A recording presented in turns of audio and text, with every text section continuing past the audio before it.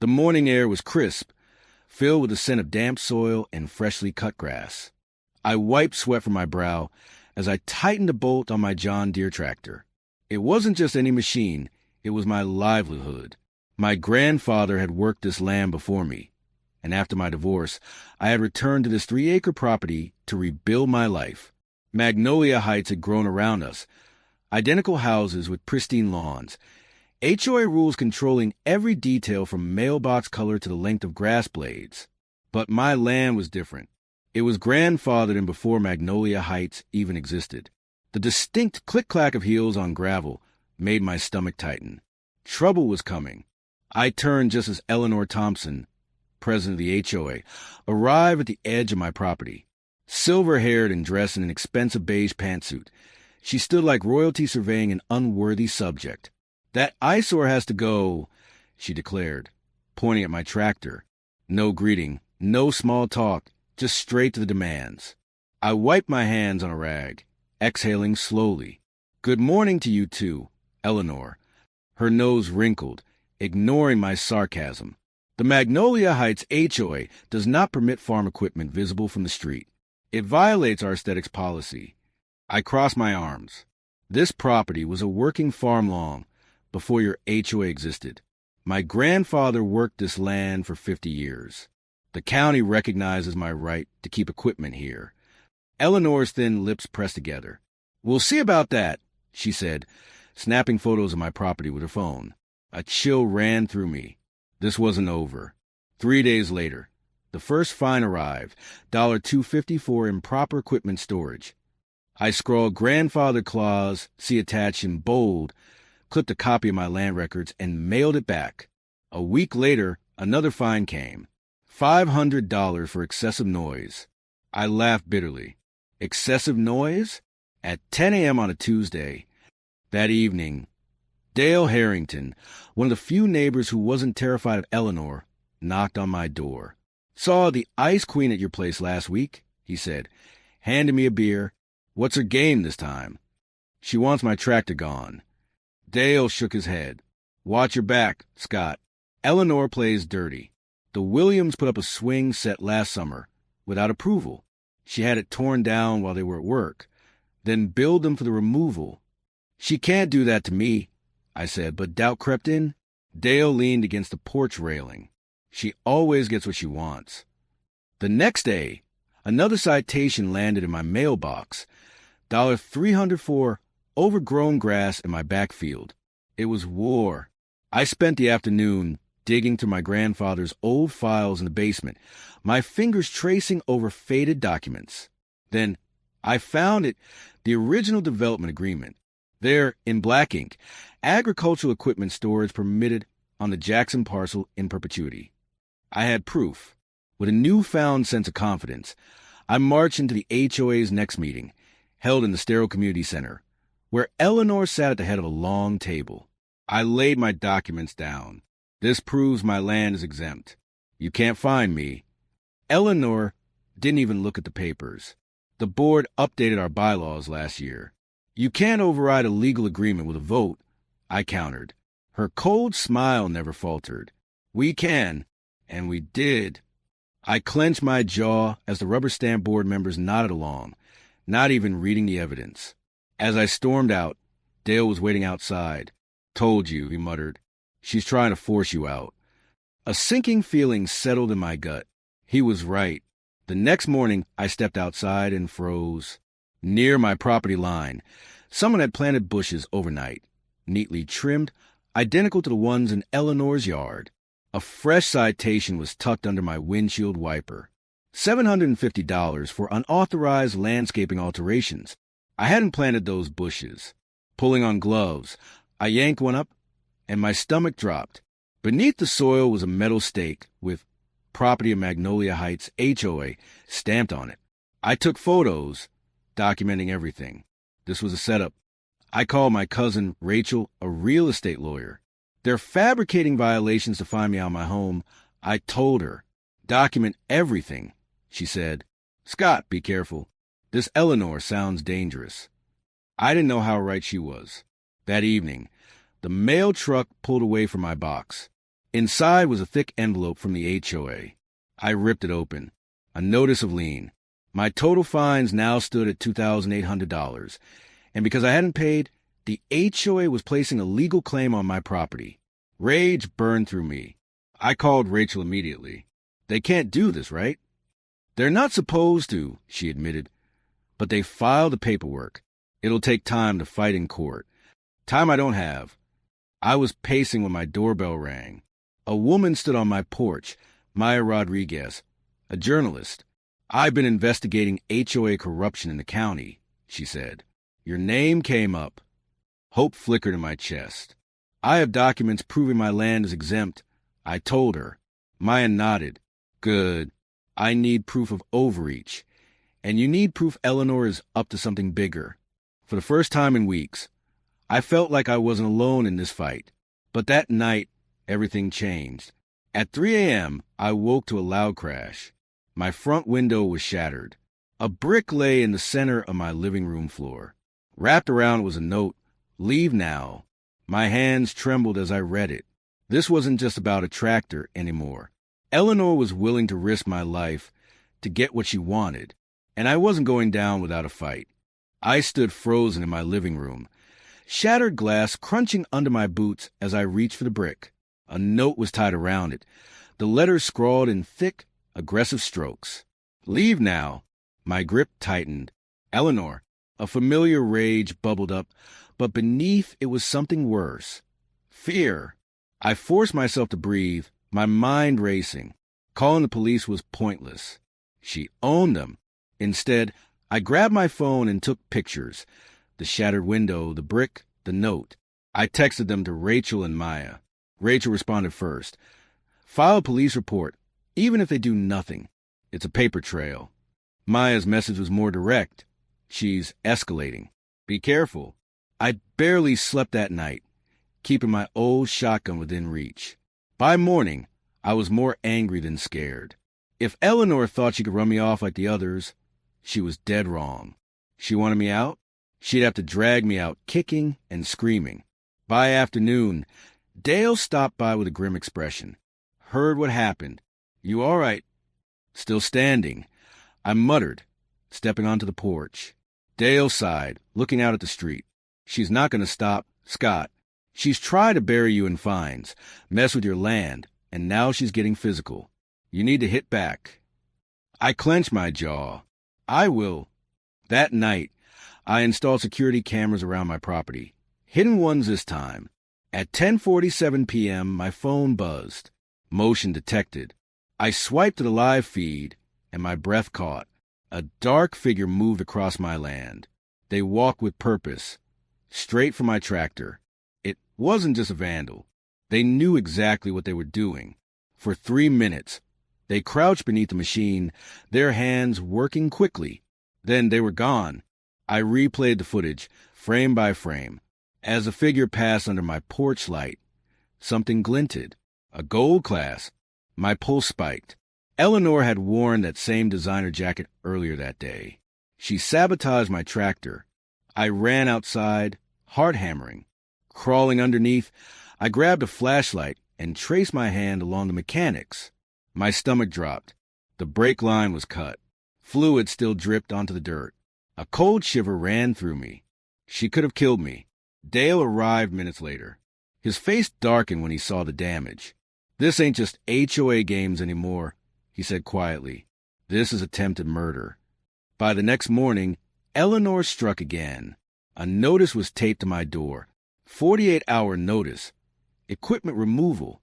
Towing scheduled. Impound fees apply. She was coming for my tractor. I called Rachel. "They're taking my equipment." "They can't legally," she said. "But by the time we fight in court, your business will be wrecked." Dale, listening in, cursed.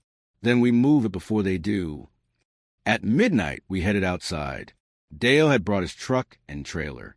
"I'll back the trailer down the slope," he said. "You steer the tractor onto it." I climbed into the John Deere's cab. The engine rumbled to life. But the moment I pressed the brakes, my foot hit the floor. Nothing. A sharp wave of fear hit me. If I had driven this earlier on the road. "Brakes are gone," I called out. Dale swore. We'll have to lower it carefully. Use the trailer as a backstop. I threw it into neutral, letting gravity take over. Dale's truck winch was hooked to the frame, controlling the descent. Then Eleanor arrived. Her black Mercedes rolled to a stop, headlights beaming into my yard. She stepped out, smiling coldly. "What do you think you're doing?" she called. "Moving my property." I shot back. Her expression darkened. "That equipment belongs to the HOA now." "The hell it does," Dale muttered. Eleanor stepped closer, eyes gleaming in the dark. "You're making a mistake, Scott." I stared her down. "You mean like cutting my brakes?" For the first time, something flickered in her eyes. Shock. But it was gone in a second. "That's absurd," she said smoothly. I stepped forward. Security cameras say otherwise. Eleanor hesitated, just long enough for Dale to whisper, "She's scared." And that meant we were winning. Eleanor's eyes darted toward the road. A realization hit me. She's checking to see if the tow truck is still coming. I muttered to Dale. Sure enough, Eleanor raised her phone and started snapping pictures of my tractor. "She's documenting that it's still here," Dale whispered. I gritted my teeth. She wants proof so she can justify impounding it. But in her obsession, she miscalculated. She stepped backward, and her heel caught the edge of a drainage ditch. Eleanor screamed, windmilling her arms as she stumbled. In desperation, she grabbed onto one of the winch chains. I saw it happen in slow motion. Her weight yanked the chain sideways. Dale's winch couldn't compensate for the sudden lateral force. The chain slipped off its guide. The tractor lurched. I barely had time to react. Gravity took over. The machine slid forward uncontrollably. "Scott, jump!" Dale roared. At the last second, I leaped clear. The John Deere crashed straight through Eleanor's bay window. Glass shattered. Walls splintered. A chandelier snapped free and exploded against the hood. A thick cloud of dust filled the air. For a moment, everything was silent. Then, from across the yard, I heard a sound that made my blood boil. Eleanor's hysterical, delighted laughter. I turned, chest heaving. She stood, phone in hand, her face alight with cruel satisfaction. She was calling the cops, and I already knew the lie she was about to tell. By the time the police arrived, Eleanor was mid-performance. "He deliberately crashed into my house," she sobbed, fake tears running down her face. I barely had time to open my mouth before an officer snapped, "Hands where we can see them." They cuffed me. "Wait." I began, but Eleanor kept going. "He's been threatening me for weeks," she gasped. I was afraid for my life. I fought to stay calm, checked the brake lines. Eleanor froze mid-sentence. That's when Dale saved me. "I've got security footage," he said, holding up his phone.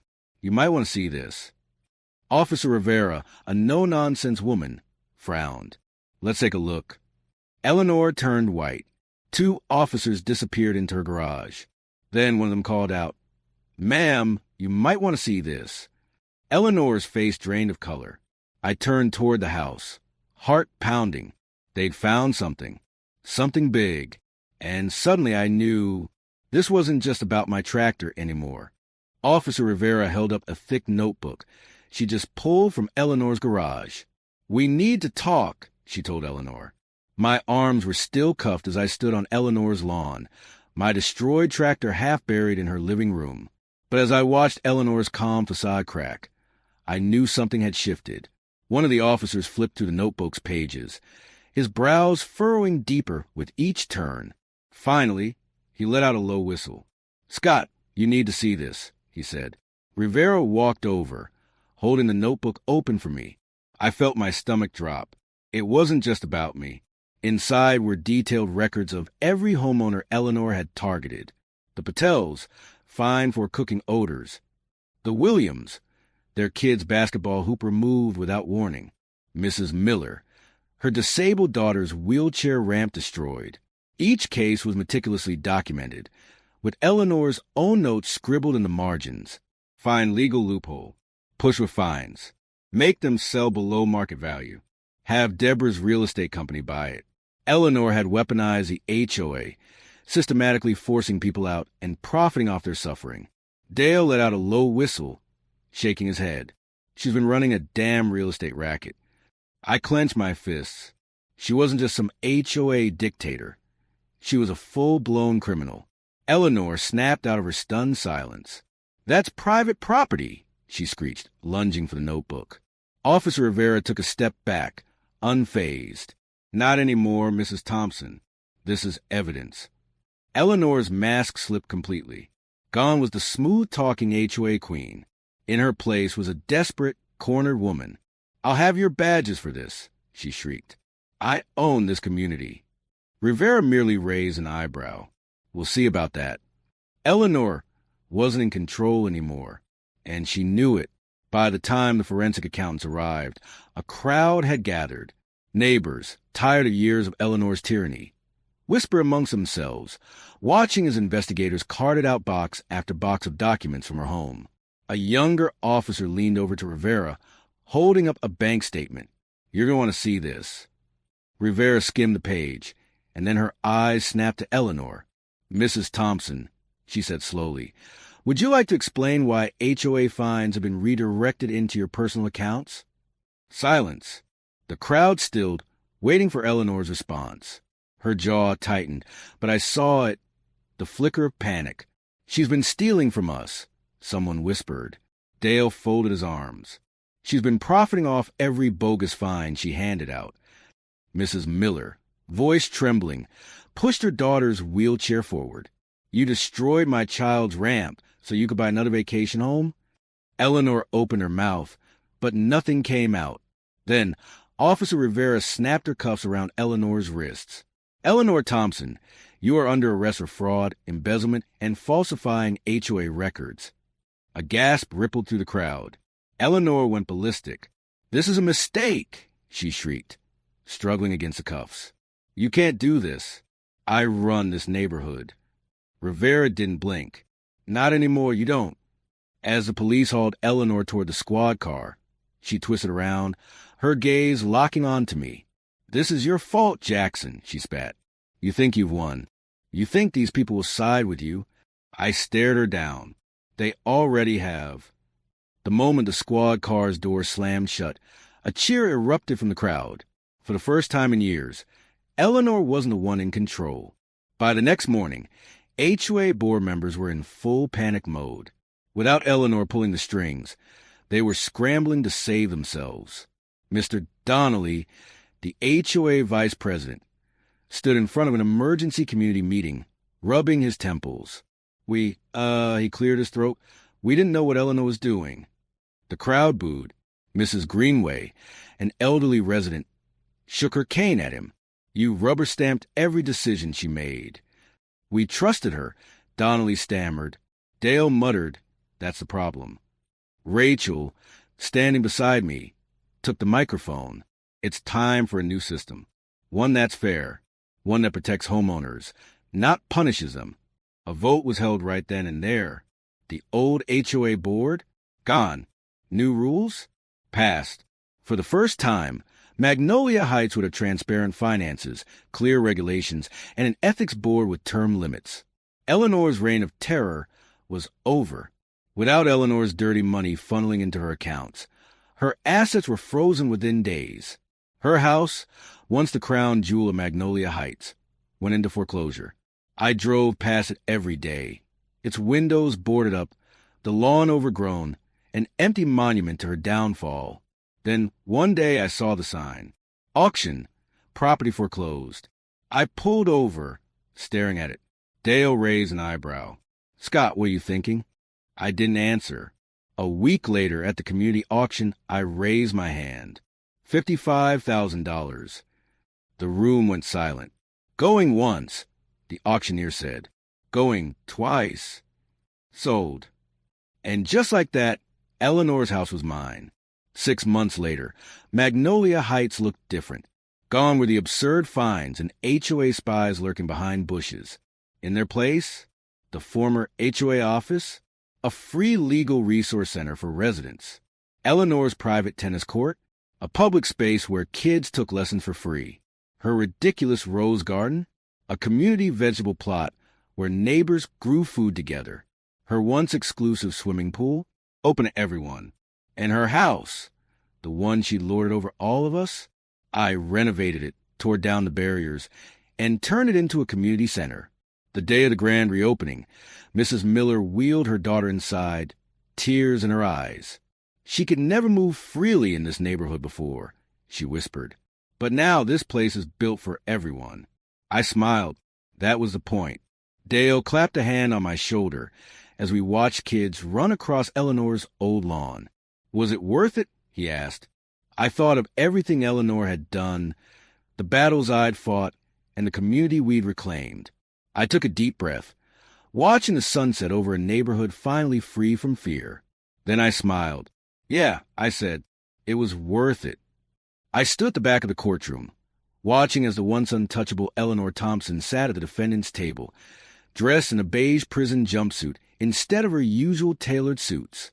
She looked smaller now, her silver hair no longer immaculately styled, her shoulders hunched. The weight of her crimes had finally caught up to her. The judge peered over his glasses. Miss Thompson, you have been found guilty of fraud, embezzlement, reckless endangerment, and falsifying legal documents. Do you have anything to say before sentencing?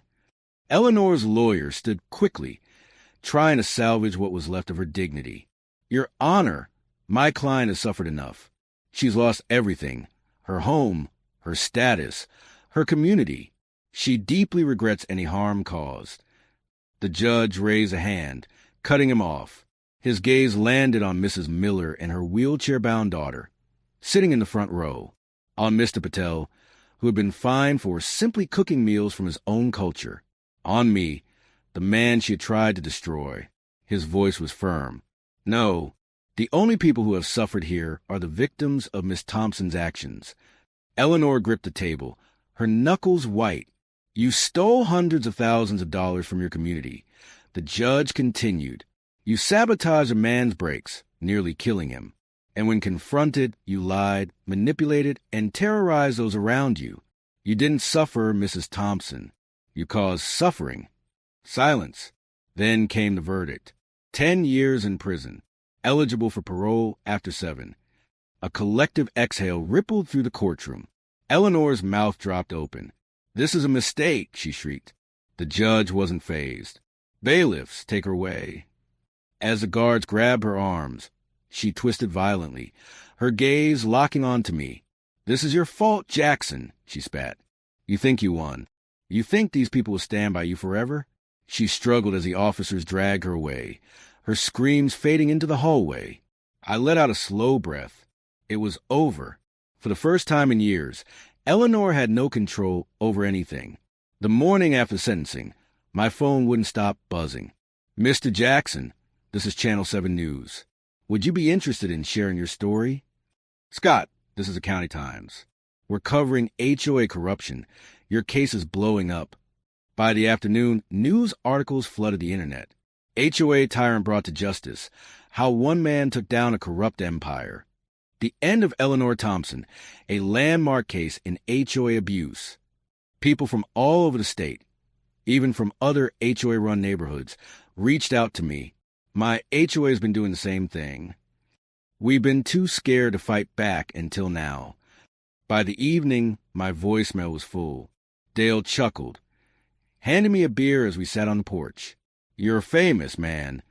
I shook my head. I didn't do this to be famous.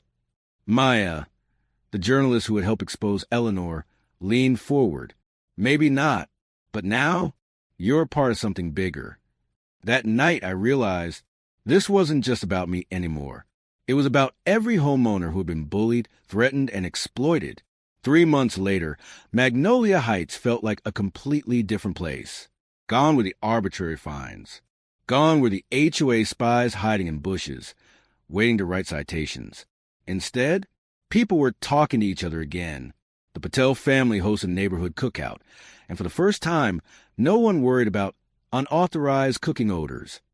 The Williams put their basketball hoop back up. Mrs. Miller's new wheelchair ramp was stronger and safer than ever, built by volunteers from the neighborhood. I looked around at the community we had reclaimed and felt something I hadn't in years. Pride. We had fought back, and we had won. With the HOA no longer sabotaging me, my landscaping business flourished.